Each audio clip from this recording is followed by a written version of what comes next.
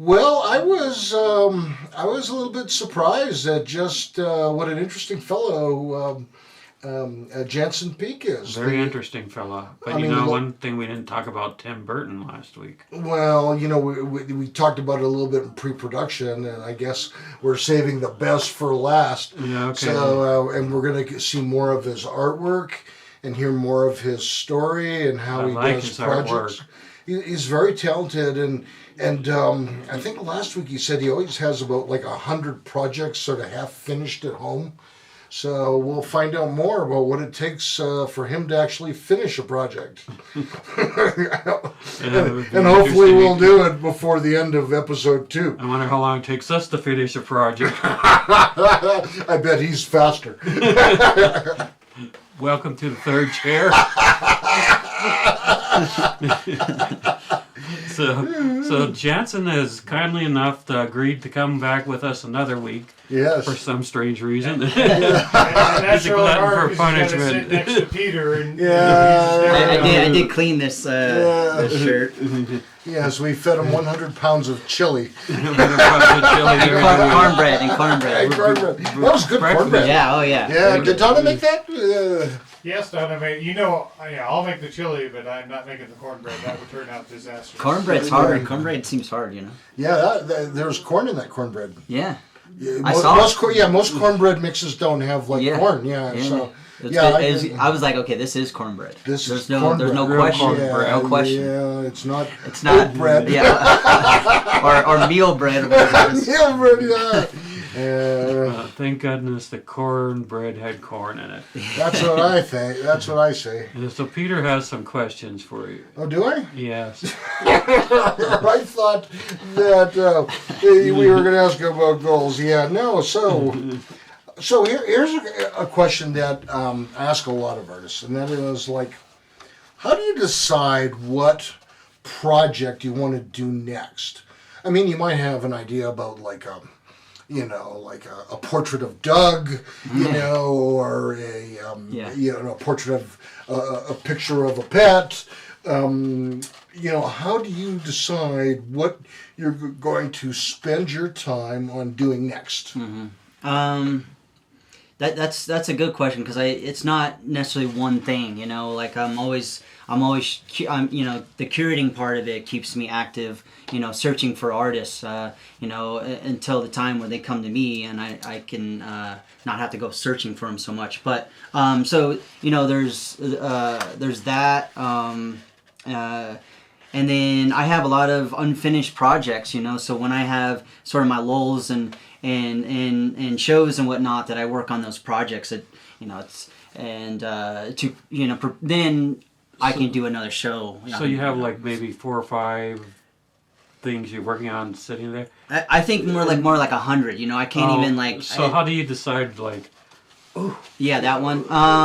It kind of it sounds weird, but it kind of just speaks to me, and so because either what is selling, what is perhaps what's popular, or perhaps if I find a show with a theme, that's why I'm doing all these different various things. I'm not just doing one thing, so that allows me to not have my roadblocks. I would have thought that was weird, but then I just read a book about an artist, and he had the same thing. He had to almost be inspired, I want to paint that. Yeah, it's kind of my dyslexia, my kind of But what I heard in your answer too is that there's a degree of pragmatism. It's I know this kind of idea is selling, and I got to pay the rent. Yeah. So I'm going to work on a couple of these to sell them. Maybe I'd prefer some abstract other thing, but I really need to do this. Yeah, and so like I said, I'm online a lot too, so I'm kind of figuring out what is moving or what is what I'm seeing a lot. Like if I see something, if I see Winnie the Pooh more than 5 times, and I see somebody outside, with a Winnie the Pooh shirt, that most likely that's all the inspiration I need. Oh, and so you'll say, okay, I probably should. But I'm going to do my version of it. You'll do your version, but I probably ought to do a Winnie the Pooh type. So is there anything happening now that You can say, oh, yeah, this is there's kinda- you know, and then there's all the overload too, so you have to be kind of careful with that. So Yeah. that's where I kind of just shut that off. But you know, just I guess just trying to just really just kind of keep up with that. You know, and it has to be fun too. Like I'm not gonna necessarily just do it just because like I just said it has to spark some interest in me too. You know, where I'm like I can see Winnie the Pooh doing this, or you know, so I could see Winnie the Pooh on a diet. yeah. Well, it seems like for a while vampires were popular, and it was almost like Zombies, you know, Yeah, zombies were popular, and it's like I was. I don't want to see any zombie Yeah, thing. It's you know whatever. when The Walking Dead and all that, you know, I mean, zombies some were of it like did. everywhere. They were Yeah. like, you know, Yeah, yeah. And they're it's like not and another so- zombie thing. You know, there's Yeah. Vampire Diaries and whatever, the Twilight Zone. No, wait, that's a little earlier. Twilight. The Yeah. zone. I mean, I forgot the question, but like, you know, what was the question again? Like, Well, if you, Peter doesn't remember it- the question. I do. I mean, if you, what's happening now? oh yeah, what's happening now? What's kind of current? Yeah. You know, so That's big. you We're know, old. We don't know. well, I mean, like, you know, I have several pieces that are Bart Simpson, you know, and will I finish it? Will it become something else? It may. We'll show that picture later. Yeah. That's Homer. That's Homer. I have. Is that not Bart Simpson? Well, I mean, you know, it's Homer That's too, but Homer's, you know, Homer's father is but- Bart. Oh, okay. but Homer, that image, you know, where he's like, you know, drunk or Iconic. whatever, and his mouth's open, is a popular image, and that's what I'm trying to say. Is I saw it, and I was like, oh, let me kind of do it this way. So I actually made a stencil of that. It's not like a painting necessarily; it's a mixed media. So I did a stencil of that. And then I constantly put in layers and spray paint, which I don't normally do in such small sizes. So I take on that challenge too, or take something popular and then I do it non-traditional, so to speak. Nice. I'm That's what keeps me I'm interested. binge watching The Simpsons right now, but for me, binge watching is watching 2 or 3 episodes in a week. Oh, yeah. Yeah, that's the, I'm very slow. Yeah, and yeah. there's 26 seasons. I binge and- watched 20 episodes of The Blacklist season Yeah, I'm 9 very slow. I in don't- 3 days. I- Yeah. But they don't get any older. That's another thing. That's kind of Right. like you know, it's like this. Yeah, I'm on season 5, and they have what 25. Yeah, and they're seasons still or something? producing new ones, right? I mean, Yeah, like- they are. And you know, so and within this conversation, I actually got to tour at the Simpsons studio. Oh, wow. Oh, wow. And so that's interesting. what set my course for what I do now, I'd say, because I got to meet with one of the animators, a background designer for that episode, those shows, and he looked at my portfolio and he just said like I could see this selling in a gallery for this amount of money if you just made it larger and this and that, and that set my course. Oh, that's, I thought it was, neat. when I went into the Simpsons studio, it wasn't it was maybe 2 of these where we are right now in the studio. It wasn't that big of a studio. I thought I'd be walking into like, Marge Simpson's head and it'd just be like this, skyscraper of, but no. Well, our studio here is actually pretty big. I mean, we're as big as some of the TV studios. I if mean, not bigger. I Yeah. believe it. I Yeah. believe it. Now, so here's another question. I ask artists this all the time, both writers and painters. How do you know when something's finished? Because the observation I've seen is people will pick it back up and put it down. Okay, I think it's done. No, it's not. And like that process can go on for a year, Yeah. where they're tinkering with a little dab of this here and there, or a writer rewriting a draft, for the 20th time when it's really maybe not necessary. I wish I had more friends that were writers, poets, musicians. I have some, but I mean, as far as getting together and to learn about these similarities, because at the same time you feel like you're the only one that has these issues, And you're not. and you're not. You're but not. But you raise this question, and it's a great question because I have a triptych that I'm working on it for a friend in California, but it's an ocean scene, and I've been away from the ocean for so long, and that painting's been going on for several years. Now I have tons and hundreds of paintings that I've done within a month and about the same size. So all I can say there is that, I have this style and, sort of this voice and this direction I'm going to. Now when I'm doing his, it's changing that direction. And I'm like, so and it's also a different medium. It's oil versus a lot of times it's mixed media or acrylic. Well, if it's oil, it might take 2 years to dry. Yeah. So I mean, but at the same time, that's what I love about being an artist or being a creator, because you determine that. You are the overlord of that. Whereas, and you're the ruler of that. So we're about to go to a break, and we'll have answered this question when we come back. Sometimes when an artist doesn't finish something, is it really a fear of rejection, worried that the finished product, they're afraid it's going to be rejected by the public? We'll get your thoughts when we come right back.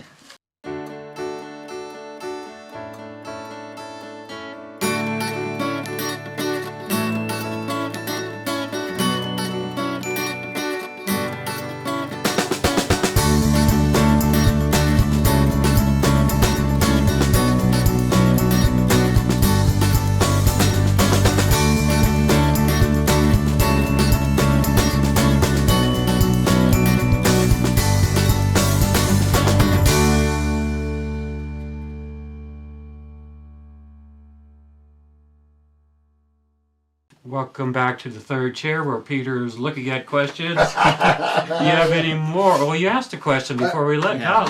And that was when writers and artists don't finish their project, is it sometimes because it's a way they don't have to put it out there and face possible fear of rejection? That's the question. So I don't know if I already mentioned it, but I mean, it takes, 1,000 rejections for that yes, or that thousands no for that yes. But, so. Yeah, we find the same thing about inviting guests on our show. I think I said no the first time.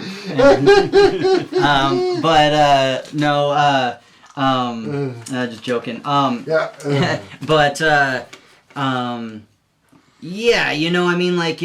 There'll be generally shows, that's why I'm picking shows. I'm on social media, I'm picking the shows I want so I can have something to aim towards. So for instance, the show I curated at Kawadi, I was aimed to do 5 pieces, only 4 came out.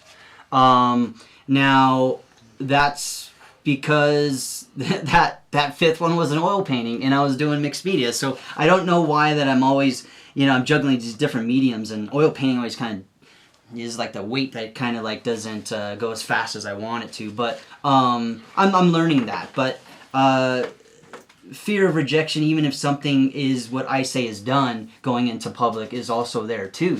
So sure. It's not just because it's not technically finished. But another thing too is that, is it finished enough to be shown on my what I believe is view worthy, let's say view worthy, and also because I can fix it 1,000 times, but is it going to be that much better, or is it going to be that much better just for me? Well, that's really a great point. And in medicine, there's a saying among surgeons that the enemy of good is better, and that a surgeon can do a really good job, and then trying to do a better job, they cut something that they shouldn't, and they bugger it all up. Oh, yeah. That there's really a time to stop, and knowing when that is. Yeah, and so this last piece I did, I'm proud of. I mean, it's a large piece, and so I was working on a different medium, and it was a paint marker, and I was doing it, and the paint marker dripped, and I was like, I didn't want that drip. Those happy mistakes, so it was a happy mistake, and I was like, do I let that go, or let it be, or do I try to get rid of it? If I try to get rid of it, that much of that painting I'm gonna have to do completely over, because if I wipe that, I can't just magic mark it or whatever, white White that out. out. Or White it was already white. So so I was like, I'm gonna leave it, and that's part of that. That Let it ride. It's part of that responsibility. Yeah. It's the happy mistake. And Happy just mistake. be happy. In the words of the rock band Bachman Turner Overdrive, let it ride. So I was doing it on another part of that painting, and it happened again, and I was like, no, now that cannot happen. So I had to do that section over again. Ah, I heard let it ride at the backgammon table.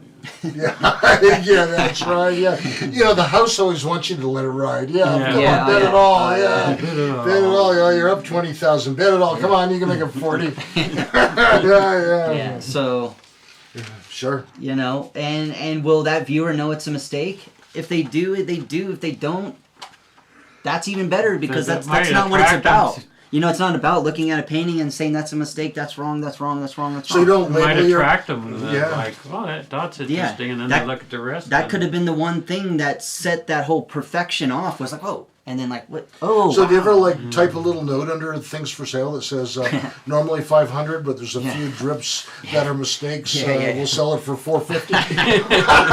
No, but the drip discount. A drip discount. Yeah.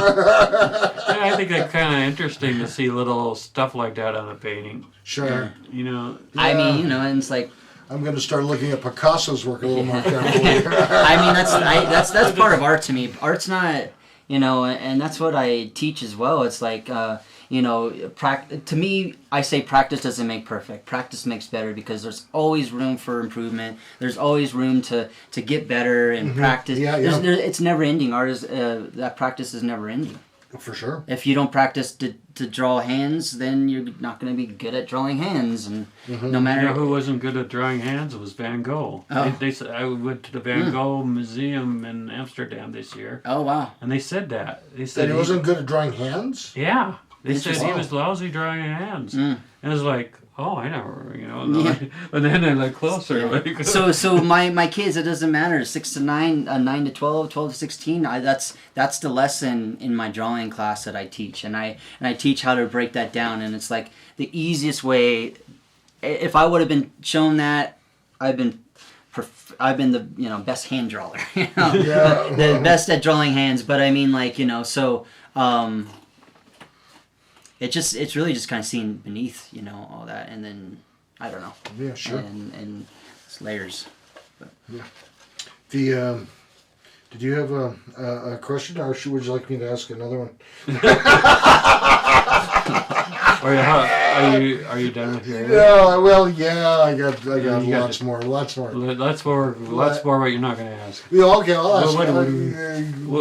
What is your long-term goal with your painting? Where would you like to So be? I mean, one long-term goal is really. So I used to, most of my paintings that I can fit in my place are about yay size, and when I do my murals, they're like 30, 40 foot plus.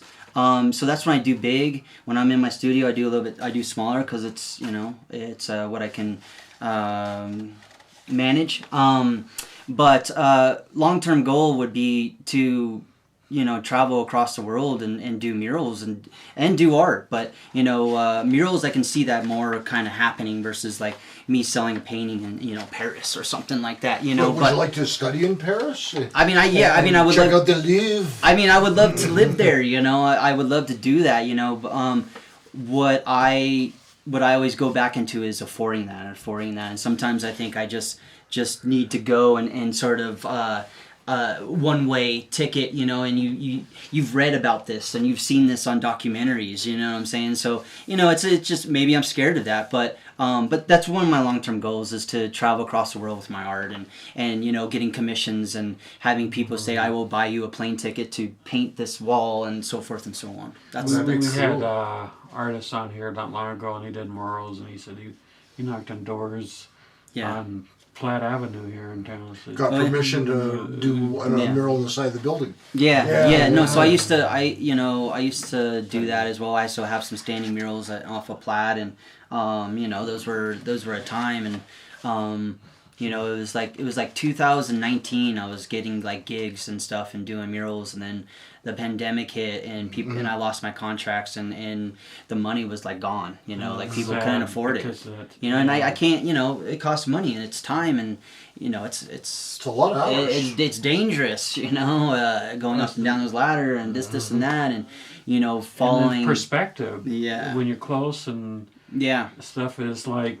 You know, I saw something on the ceiling. They said there has to be a different angle. I don't know so much of the wall, but there has to be some. You get up here, and then you step back, and you say, "Oh, that's not working." Yeah. So I mean, you know, there, you know, that's another thing is I'm not on the ladder the whole time I'm doing a mural. I have to get down and I have to look. Yeah. Because I know that I have to take that break for a lot of reasons, but I have to take that break and I have to look and see what my next step is. Sure, boy. Okay, we're going to talk more about some of your goals when we get back from this break. This break, not the next break. One break at a time. One break at a time. I hate to break it to you.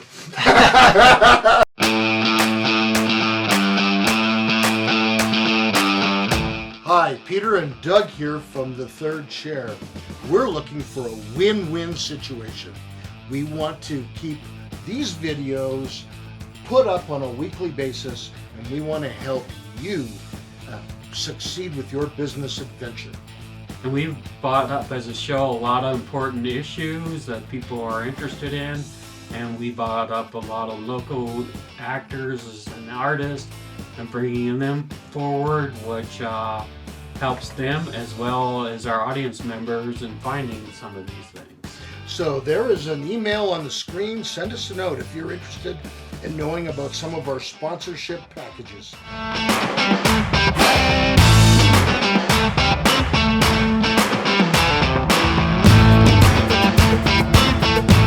Peter is still here pointing at fingers and dancing and you should have seen him between the break. I didn't fall asleep this time. That's right. I've heard this episode. Well, I drank that Rockstar right before I came down.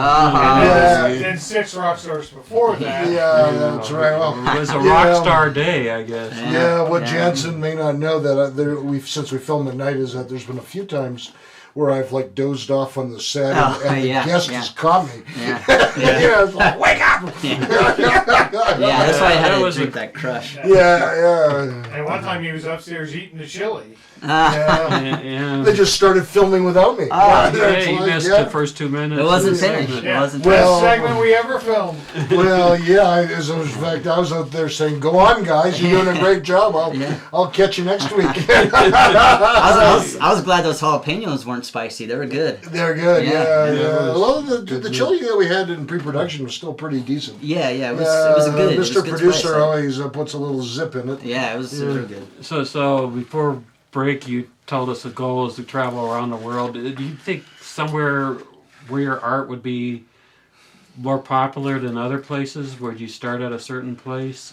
I do believe so. Like, you know, where I'm building my career in the Springs, which I believe is very tough. You know, and that could be many reasons. I've heard military town and this and that, but I believe that it has strengthened my mind that if I went somewhere else that is, you know, maybe my style of art or just the culture in art is stronger and more, let's say, supportive, that I really believe I would flourish. So that's again why I have that desire of traveling across the world, not just to see pretty things and that, but culture. Mm-hmm. So do you ever think like the grunge band sort of culture of Seattle? Do you think your art would fit in there? So I could see some of your stuff on on a record perhaps because that's like like Alice in Chains and all that. Like I mean like Nirvana and all that, Smashing Pumpkins. Like I mean I grew up in those times, and so I think that is infused in my work, even though I'm not listening to it when I'm doing my work per se. Now that it's, you know, the style and perhaps I was always looking at the CD covers and the record covers to those albums. And So yeah, like I mean, something probably nobody knows is that Chester Bennington from Lincoln Park. I met him at an event that I was working doing art, and he bought one of my pieces.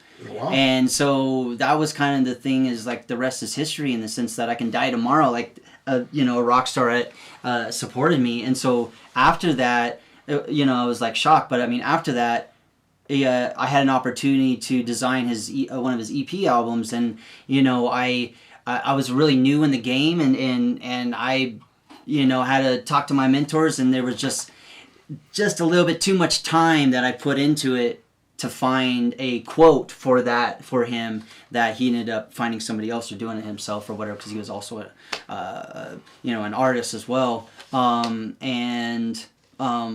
anyway, so I can see myself, that would be one goal too, is on, I don't know, like a Metallica album or something, like to have my work on one of those albums. Sure, one of it, and that's the thing, is I'm lucky that I'm so driven that I've been conquering goals, so I'm like trying to find what's another goal, so there's a lot that I've conquered, Yeah, boy. Would you possibly move to a musical city and like, hey, I can do album covers, because I mean, your art kind of fits. Yeah. Well, I mean, I was saying the same thing. Well, that's what I'm, that's what I'm saying, is like, that's, because right now it's like I couldn't necessarily do it on my own and be like, I'm gonna go find to put my art on an album cover and this and that. But if I got the call, that I would be ready for that call, versus when back then I wasn't ready for that call. I couldn't see you do something like Sgt. Pepper's Lonely Heart Club Band. The cover on that, I've looked at some of your stuff on Instagram. Some of the cartoons can be also kind of really happy cartoons. Yeah. I mean, some of the books I've seen, because I'm a big book reader, they're like the last 2 years, they have some interesting covers. Yeah. I mean, have you... I mean, that's something, I'd like to do too, like to, do a book cover, or like, that'd be awesome. My dad's good at writing, and that's something I would like to collaborate with him too, but there isn't a guarantee of a fortune after that, with doing something of a private project like that. But, Have you done much in the way of children's cartoon characters? Like, do you ever see yourself illustrating? Like an illustrator. But that also looked a little intense. Yeah, that might scare a few. I can draw back. That's the thing. Like, when people see my work, they assume that it's only like one style, but I definitely can draw back, and I've done beer labels before, and I drew back a little bit, but yeah, I mean, like I loved it. That's definitely a goal as well, and I had an opportunity with an independent author, and they ended up not going along with their project, and so, but there's been opportunities, but yeah, that's definitely something I'd be interested in doing as well. Cool. Yeah, because I think, looking at your work, both book covers and record albums. I mean, I'd love to do that. It's just, there has to be that guarantee too, because that's a big project, and if I was to devote, I would have to devote a lot of myself, and there need to be that guarantee that, you'd have to funded. have a contract, a contract, I'm going to do 100 hours for, whatever, $1 million, or so whatever that's, you charge. Right. So are you looking for fame, like after you pass like away? Like Picasso? No, I'm looking for, it's like, I've had, I told you in our our session, in our meal, but, I've had work stolen, and, I've had people say, when you're, as an artist, you get your work stolen, and you're famous or whatever, and so and it's like at the same time, I'm not able to afford anything, or not that much, that, my idea of fame is is that I'm able to afford what I want to afford, and I'm able to, at the same time, I'm able to give back, and I've always been volunteering and giving back, but I also like to give back on teaching these classes to these teaching, and I'm not making a fortune doing that. I could see like a Mount Rushmore idea with Van Gogh and Michelangelo and Picasso and Peake. Salvador Dali, and then me. Yeah, Salvador Dali. Yeah, he's got a better mustache. Yeah. If you did the Mount Rushmore thing, you do different types of art. It would have to be, because, it would be hard to select 4 artists in history. I just did. I don't agree with any of your artists. So I just constantly believe in myself, and like I said, I've conquered so many goals doing so. So in that, it's fame to me, and so. But at the same time, I'm infamous, but I want to be, and my idea of famous is that I don't have to keep searching for things that, I'm going to put my art in. I'm not knocking on those doors, they're knocking on mine. As far as I'm concerned, as a non-expert, Picasso was the only one who had it right, because he's like the only artist of the most famous ones that didn't die broke and become like famous way after their death. Yeah, and I don't know if that's true. There's some of them that. Well, I'm sure you can find one or two, Dolly, but the main ones. I like to think Dolly too. Like he. Dolly Parton? Or, Salvador Dali. Salvador Dali rich. Salvador Dali, I think, was like, and that's, but, I look back into like the 20th century on like artists like Albert Durr, and he did dry point prints and stuff, and I was always going through art history in college. I was always really like just amazed by the detail he was able to describe into metal, and then those becoming prints. Some of the people that did the early Disney stuff were pretty talented. Oh yeah. Well, and Peter Max did a lot of stuff, and he's still around. And he was able to enjoy success.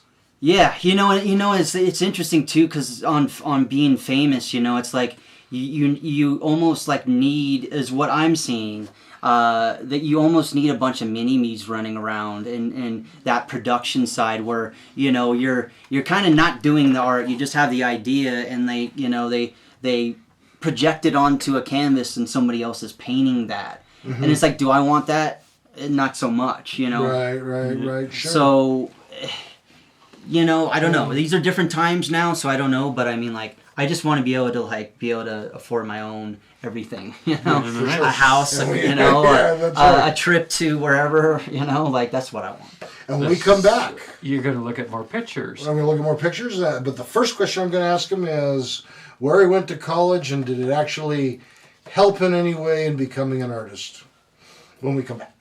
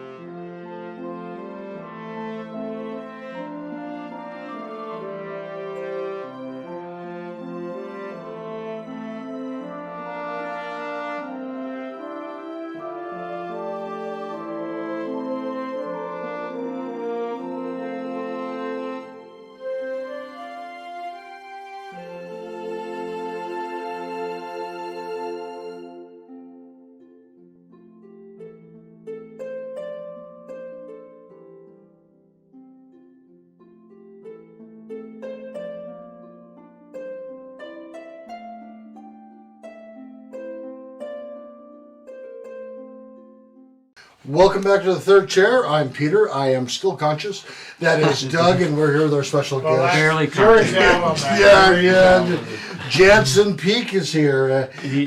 No official relationship between him and Pikes Peak. Yeah. And, I've never actually been to the top of Pikes Peak, but I'm determined Oh, to you should go. I You know. know, Oh, it's that's interesting. great. You know, the Yeah. air's a little They have thin. great You know. donuts up there. Yeah. Just don't Yeah. take them off the peak because they turn into a rock once they get down there. Yeah, and they're Yeah, pretty 10,000. thick even up Oh, there. Yeah. That's what I heard, but you know, it's one Yeah. of those things I need to do. Yeah, I've yeah. been to the incline. I did that for my 41st birthday, and Oh, wow. That's not an easy thing to do. and that no, it's not, and I hadn't done that for probably a year or so. So Oh, wow, so that was pretty challenging. yeah, there was one gal that had done it 7 times that day, and I was like, she must be well off, or she must be pretty rich to be able to Yeah. devote that much time to. Or And exercise. medical care, Exercise. medical Yeah, care after trying yeah. to do Or maybe some exercise Yeah, addiction. Yeah, yeah. you know, some people take crack, some people run the incline. Yeah. Oh yeah, well there's people. Yeah. So you Great shit. did a BA in college. Mm-hmm. Was this in like art BA, fine art BA? What? Tell us about that. So yeah, I went to, well, I was working in a warehouse, and the people there saw me drawing and a lot on break, and they're like, oh man, you should go to college for that or whatever, and so I finally was just like, okay, I'm gonna go, because I'm not, this is a dead end job, I'm not getting anywhere here, and so I was like, maybe that's what I need. So I spent a long time in community college trying to figure things out, getting my feet wet, but I also went with a friend, and he mentioned studio arts, where you can dabble in a lot of different types of art, and generally you do that and say, oh, I want to be painting, and I want to go into this, and I want to do, but I just stuck with studio arts because I enjoyed learning all these different materials, and there was not one that was like, I got to do that. So then I got my AA, and then transferred to Long Beach State. CSU Long Beach, and I went there. I think one reason I did was talking, earlier episodes that Greg Crayola Simpkins said I went there, and and seeing his success, and I just and it was affordable and it was close by, and so I picked that, and so I got a BA in studio arts, emphasis in animation illustration. Wow. Okay, so It wasn't a BFA, but again, and I really enjoy printmaking, but I was like, when I get out, I'm gonna need this big old thing, to do prints, and My brother did and printmaking. it just felt really kind of like old school, even though I really enjoy printmaking, and I produced so much work in that class. nice.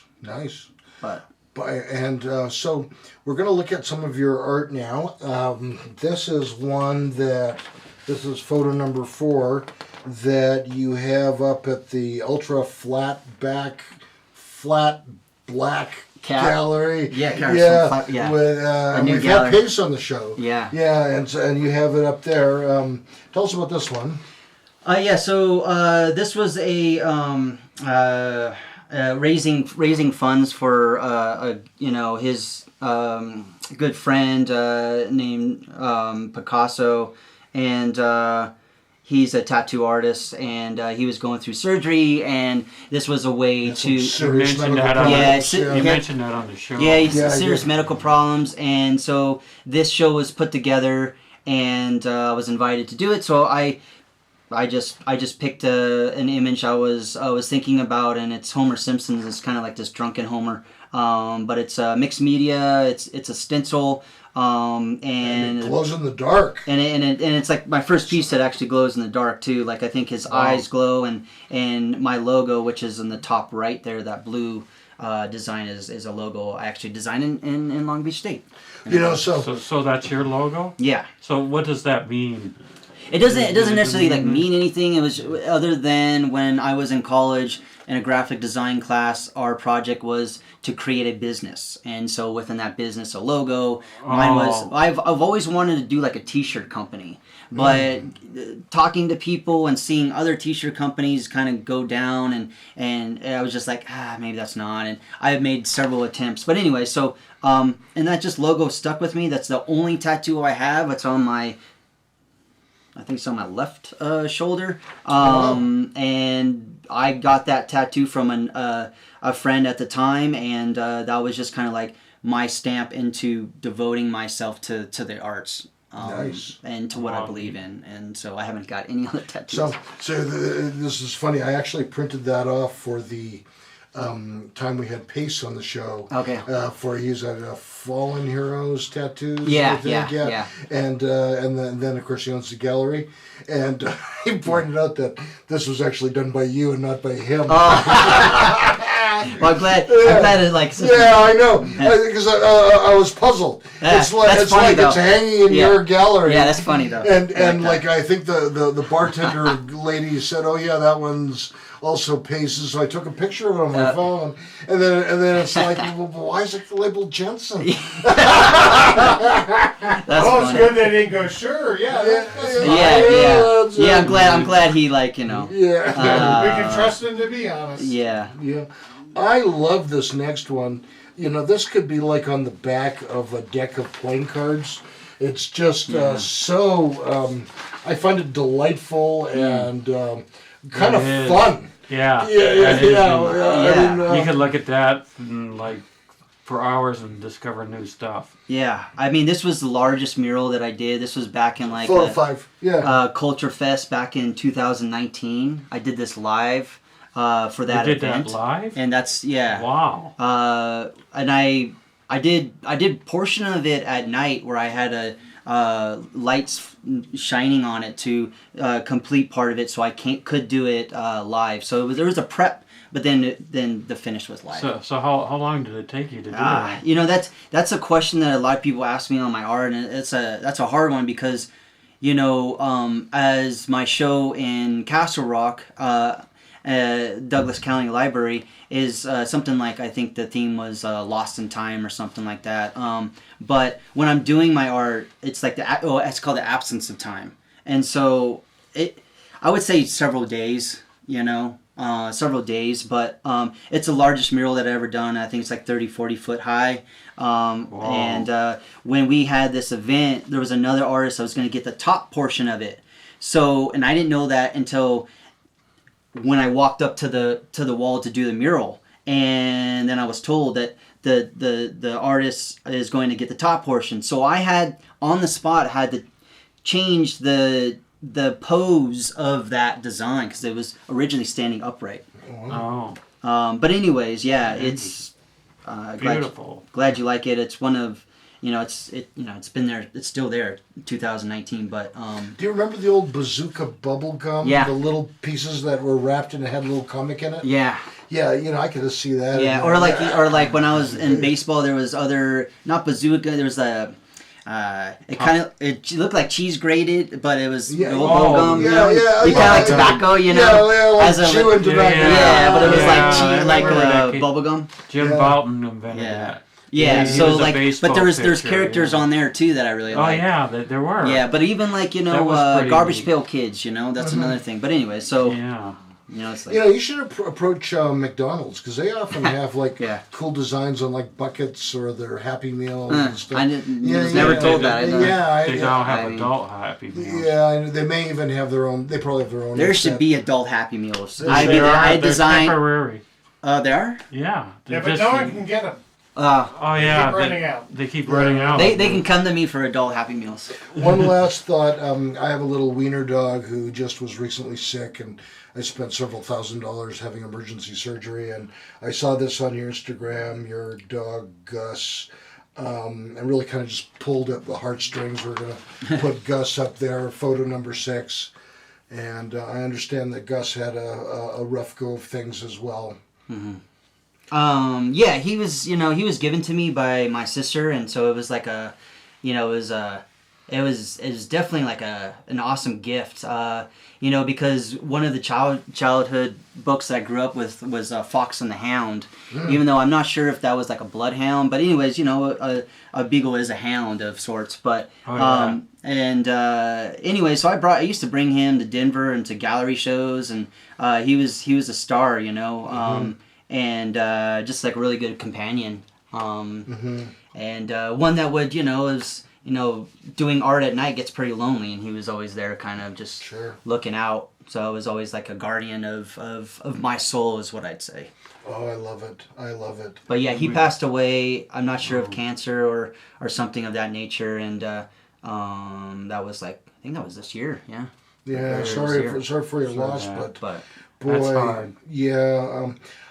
I didn't think I'd be so attached to a dog where I'd be willing to spend all I had to get treatment. Yeah. I didn't know until the moment came, but then I knew. Yeah. And I did. Yeah. And we did. I mean, as a family. Yeah. it's like right away I want a dog. But at the same time, it's like if I got to go somewhere, either dog comes with me or I got to pay money for somebody. Or if the dog gets sick, I got to, and I don't, it's like that resource that you need when you have an animal like this. And I really learned, I learned the hard way, but at the same time, I did all I could. Sounds like he brought you great joy. Yeah. Well, with that We're note, going to wrap up after when we come right this back. break.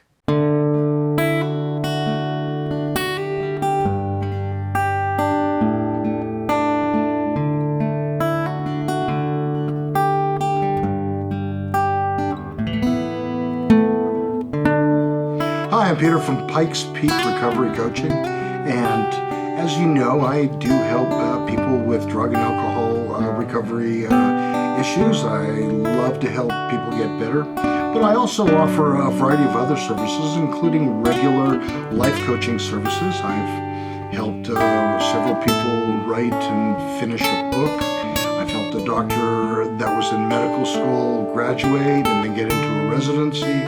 And I also actually have quite a background in mathematics, and I do some math tutoring for the GED as well as the ASVAB for those that are thinking about a career in the military. So my contact information is on the screen. Please send me an email or a text, and we can talk about some of these services and how I can help. That's Peter Grigg at Pikes Peak Recovery Coaching.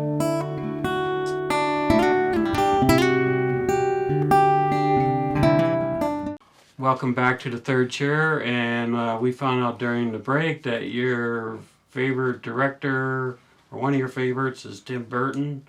So we're going to talk about Tim Burton. What movies really shine out for you? The one that really is like the shiner would be Nightmare Before Christmas. A lot of art in that. Yeah, I mean he's done so many, but that's a big one for me. Just like the characters and just the theme of it.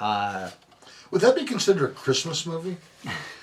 It is to me. It is I mean, I consider Die Hard a Christmas movie. Die Hard. Oh, now I have a machine gun, yeah. Well, what Disneyland does is that somewhere starting out, the Haunted Mansion turns from the regular one. Yeah, and I was there, and I loved that. I was there last year. I was fortunate enough to go to Disneyland, and I didn't pay for it, but and yeah, the Haunted Mansion he decked out, and it was so cool because it was like going to sort of an animated film of his, and like so I loved it. But yeah, he plays a role in my work. Yeah. So definitely an influence. Oh yeah, definitely. Definitely an influence. Batman, what was that? The Batman with Penguin. When Batman. Penguin and the Catwoman. Michelle Pfeiffer and Danny DeVito. Jack Nicholson played Joker, and so I saw that as a kid, and like these things that I saw as a kid, like Gremlins, and it influences me till this day. Yeah, Jack Nicholson did a good job as the Joker. Mm-hmm. And Michelle Pfeiffer was... Yeah, Michelle Pfeiffer. I mean, I don't know how old I was. I was probably like 9, 10 when I saw that. And it was dark, though. It was really dark. It was really dark. And then the next movie that totally changed it is like, what? Yeah, and then it kind of went off, and but It took the Dark you Knight know, series to get it back on yeah, track. yeah, again. and I bought it. Well, the original Batman was supposed to be a little bit dark. Yeah. But I think of Adam I West read- and and Well, that's Batman. the one I grew up- Holy Hurricanes, Batman. I've Yeah. wet my leotard. Yeah. I think the what they did with TV the comedy third one series. Yeah. was try to combine it and try to please everybody in the third one, and it Or just it got too much didn't- money or whatnot, I don't know, but What, the Val Kilmer one with yeah, with I the thought- Riddler? yeah, Oh, the, yeah. And Jim then they- Carrey. And they introduced Robin. Yeah. no, that was the fourth one to introduce Robin. Oh, I thought it doesn't matter. Yeah. Most have tried to forget that one. I think Yeah. So I mean, I thought that was the more sensitive of the Batman movies. well, yeah. but yeah, the Tim Burton did were really great Batmans. Yeah, I mean, he used to, he used to work for Disney, and I believe the story goes where he he was really rebellious, and so then ended up doing his own thing. Got fired from the job and ended up doing his own thing. But so I mean, I look at that too. I look at like this. Disney he's had not a a cookie lot cutter. of artists that Yeah, they didn't fit their style, right.